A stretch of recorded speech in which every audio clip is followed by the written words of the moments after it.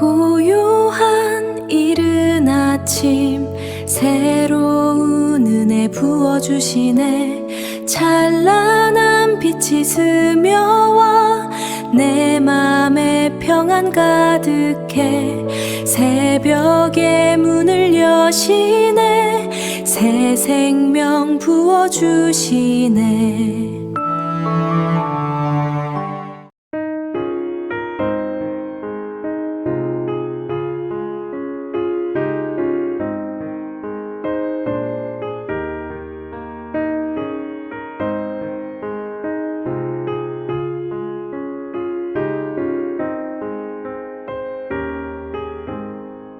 내 영혼이 은총입어 주와 죄짐 먹어버린 슬픔 많은 이 세상도 천국으로 와도다. 할렐루야 찬양하세. 내 모든 죄 사함받고 주 예수와 동행하니 그 어디나 하늘나라. 주의 얼굴 뵙기 전에 멀리 뵈던 하늘나라. 내 마음속에 이루어지니 날로 날로 가깝도다. 할렐루야 찬양하세.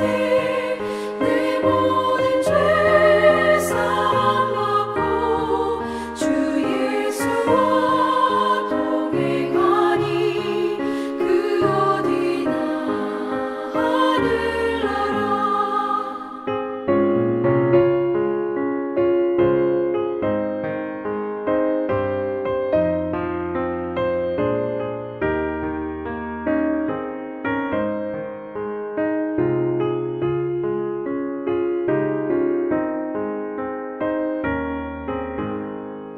높은 산이 거친 들이 조막이나 궁궐이나 내 주 예수 모신 곳이 그 어디나 하늘나라.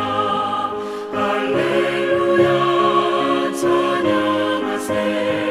내 모든 죄 사함받고 주 예수와 동행하니 그 어디나 하늘나라.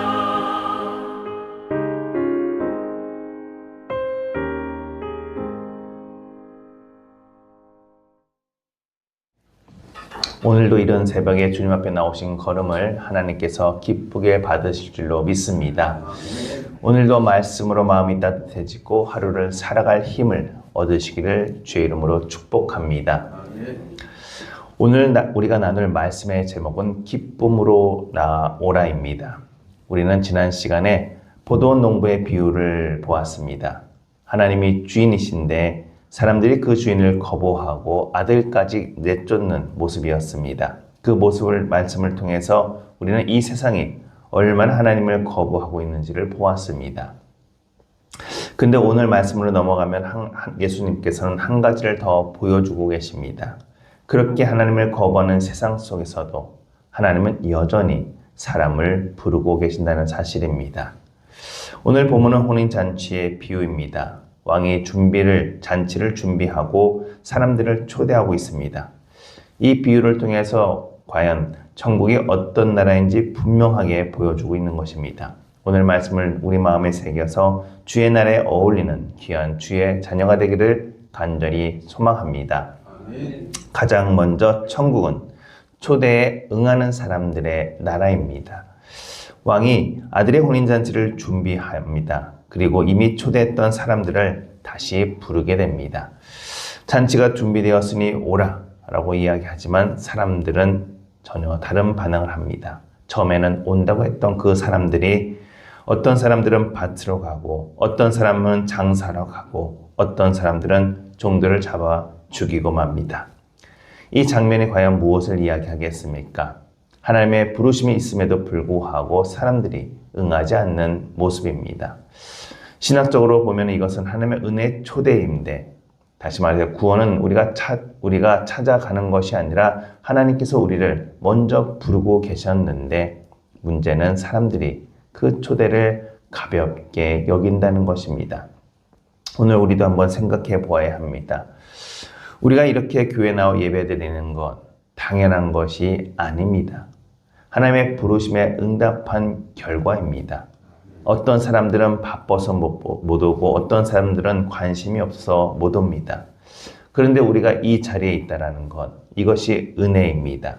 그래서 천국 백성은 완벽한 사람이 아니라 하나님의 그 부르심에 내하고 응답한 사람들입니다. 그래서 천국은 우리에 임하기도 하지만 동시에 우리가 찾아가는 나라이기도 합니다. 주님께서 복음으로 우리를 초대하실 때마다 그 초대에 응하시는 천국 백성이 되시기를 주의 이름으로 축복합니다. 두 번째는 그 천국은 기쁨으로 응하는 사람들의 나라입니다. 그런데 안타깝게도 비유 속에 있는 사람들은 그렇지 못하고 말았습니다. 심지어 찾아온 종들을 잡아 모욕하고 죽이는 일까지 있었습니다. 천국이 마치 악한 것처럼 근처에 가서는 안 될 이상한 곳처럼 회피하는 자들은 결코 천국을 누릴 수 없다는 것을 보여줍니다. 그런데 이 비유에서 더 중요한 것은 사람들이 단순히 못 오는 것이 아니라 관심이 없다는 것입니다.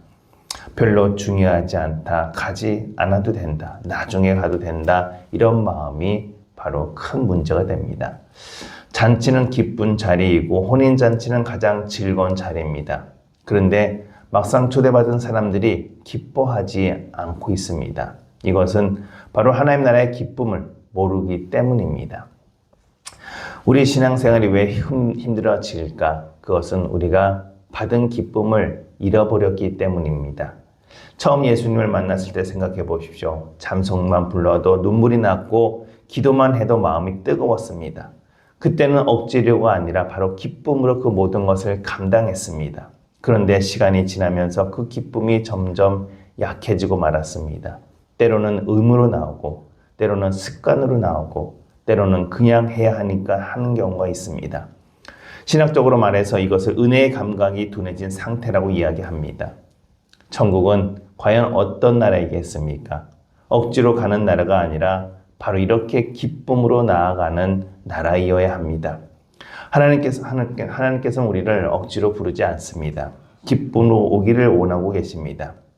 그러기에 천국의 아름다움과 영광을 알기에 기쁨으로, 또 심지어는 대가를 치르고서라도 이것을 응하는 사람들이 바로 귀한 천국 백성이 되는 것입니다.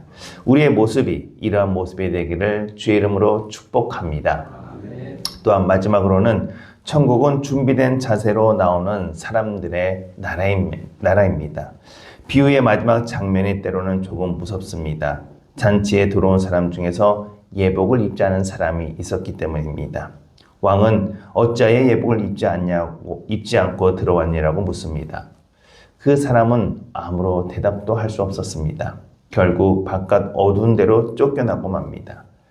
이 말씀을 우리는 과연 어떻게 이해해야 할까요? 이것은 단순히 옷 이야기가 아닙니다.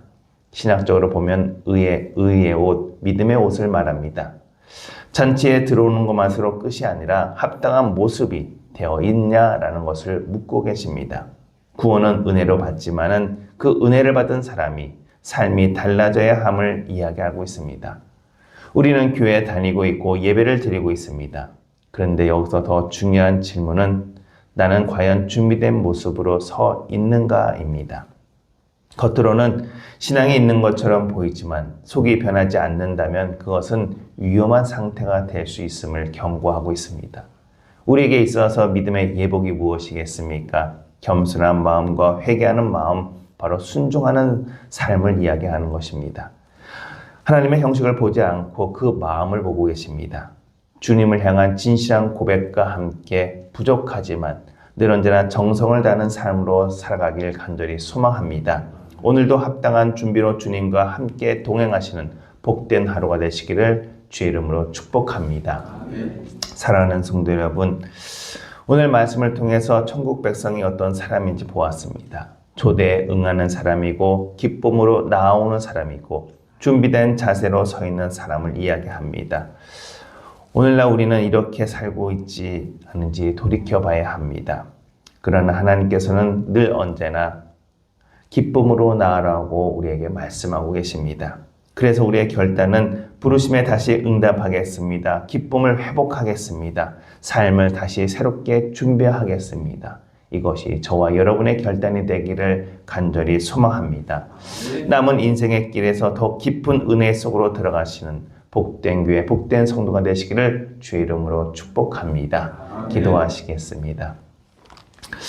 거룩하신 아버지 하나님, 오늘도 우리를 천국잔치로 부르시는 은혜를 주시니 감사합니다.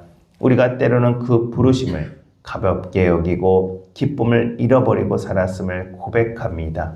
우리의 마음을 새롭게 하시고 다시 기쁨으로 주님 앞에 나가게 하여 주옵소서. 겉모습이 아니라 준비된 마음으로 서게 하시고 삶으로 믿음을 증거하게 하시고 남은 인생길에서 주님의 부르심에 끝까지 응답하는 천국 백성 되게 하여 주옵소서.